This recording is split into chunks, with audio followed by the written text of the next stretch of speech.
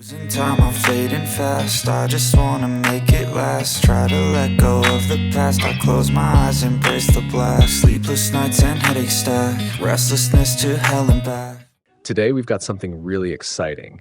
The performance results of the Dimensity 9500 inside the upcoming Vivo X300 Pro series have finally surfaced. And honestly, the numbers look impressive. But the real question is, how well does this chip actually hold up on a mass production unit? That's what we're here to find out. We came across the very first performance test of the Dimensity 9500 on the Vivo X300 Pro. So let's dive in and see what it's really capable of. A quick shout out to my tech partner from China for sharing this video. A big thank you for making this possible. Hey everyone, it's Maiky from techmaiky. If you love staying updated with the latest gadgets, make sure to subscribe and hit the notification bell so you never miss out on our exciting tech content. First, let's break down the architecture of the Dimensity 9500. It's built on TSMC's 3rd Gen 3nm process and uses an upgraded all-core design. The setup includes a C1 Ultra supercore running at 4.21 GHz, 3 C1 Premier supercores clocked at 3.5 GHz, and 4 C1 Pro Performance cores at 2.7 GHz. On the GPU side, it features the brand new G1 Ultra MC12 paired with a redesigned dynamic cache system. This allows the GPU to directly access system cache, cutting down bandwidth demand and making graphics rendering far more efficient. To put it simply, performance is stronger and power consumption is lower. Before jumping into the benchmarks, here's a quick look at the Vivo X300 Pro's hardware. It comes with 16GB LPDDR5X RAM, UFS 4.1 storage, a massive 6510 mAh battery, and a brand new cooling system. For testing, the setup was kept consistent. 25 degrees room temperature, screen brightness at 200 nits, Wi-Fi connected, sound turned off, and performance mode enabled. With that out of the way, let's check the numbers. On AnTuTu, the Vivo X300 Pro scored an impressive 4.14 million points. In Geekbench 6, the CPU reached 3,451 points for single-core and 10,267 for multi-core. Over on GFXBench's Aztec 1440p Vulkan off-screen test, it pushed 142 frames. And in 3D Mark, it achieved a score of 26,398. Clearly, both the CPU and GPU deliver powerful results, with a noticeable leap over the previous generation. But of course, benchmarks only tell half the story. What really matters is gaming performance. So we put the Vivo X300 Pro through 4 different titles: Honor of Kings, Genshin Impact, Star Rail, and Absolute Zone Spirit. These games cover a mix of light, medium, CPU-intensive, and GPU-heavy workloads, giving us a balanced view of real-world performance. Starting with Honor of Kings at peak settings, 120 FPS on ultra-high quality, the Vivo X300 Pro averaged 121.8 FPS over half an hour. The 1% low frame rate was 110.5 FPS. Power consumption, just 3 watts. Battery drain, only 4% in 30 minutes. Its big cores are also super adaptive, adjusting clock speeds in real time depending on load. Under heavy demand, the C1 Ultra can reach up to 41% utilization at 3 GHz, and when the load drops, it goes as low as 0.7 GHz with just 10% usage. Thermals are equally impressive. After half an hour of gaming, the internal temperature only climbed from 28 degrees Celsius to 33 degrees Celsius, with the device surface staying around 34.3 degrees Celsius and the screen at 35.5 degrees Celsius. That means the Vivo X300 Pro nails both performance and heat control, earning its place as one of the best performers out there. Now let's check out Genshin Impact.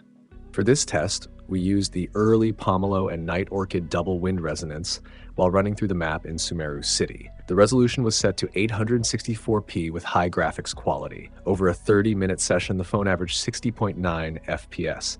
Power draw hit 4.4 watts, with battery usage around 8%. Afterward, the body temperature measured 40 degrees Celsius and the screen reached 42.5 degrees Celsius. When it comes to Genshin Impact, the performance scheduling is actually quite similar to Honor of Kings.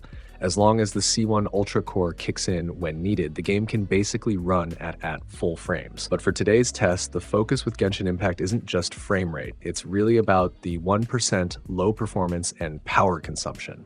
On the Vivo X300 Pro, the 1% low came in at 54.2 FPS, which is excellent, though there's still room for improvement. Maybe we'll see further optimization when the new iQOO device arrives. In terms of efficiency, Genshin Impact uses about 0.6 watts less power compared to the previous generation, which is a solid step forward and right in line with expectations. Where things got really interesting was with Zenless Zone Zero.